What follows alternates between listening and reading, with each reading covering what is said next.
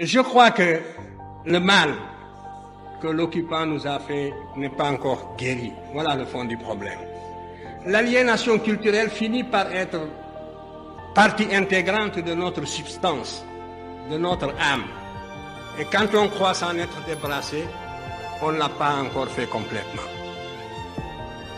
Souvent, le colonisé ressemble un peu, ou l'ex-colonisé même, ressemble un peu à cet esclave du 19e siècle qui, libéré, va jusqu'au pas de la porte et puis revient à la maison parce qu'il ne sait plus où aller.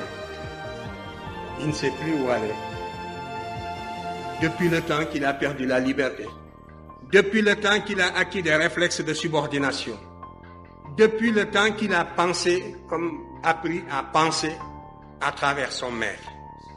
C'est un peu ce qui est arrivé aussi à l'intelligentsia africaine dans son ensemble. Parce que, en dehors de quelques questions, toutes les questions que vous m'avez posées reviennent à une seule. Quand est-ce que les Blancs vous reconnaîtront-ils? Parce que la vérité sonne blanche. C'est cela. Mais c'est dangereux ce que vous dites.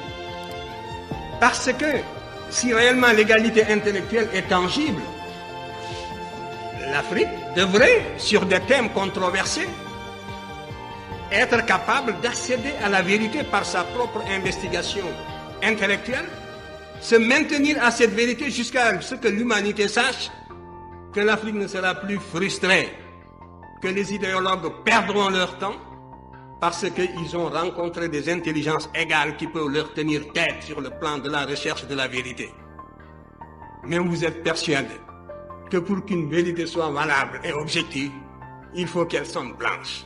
Mais ça, c'est un repli de notre âme qui doit disparaître.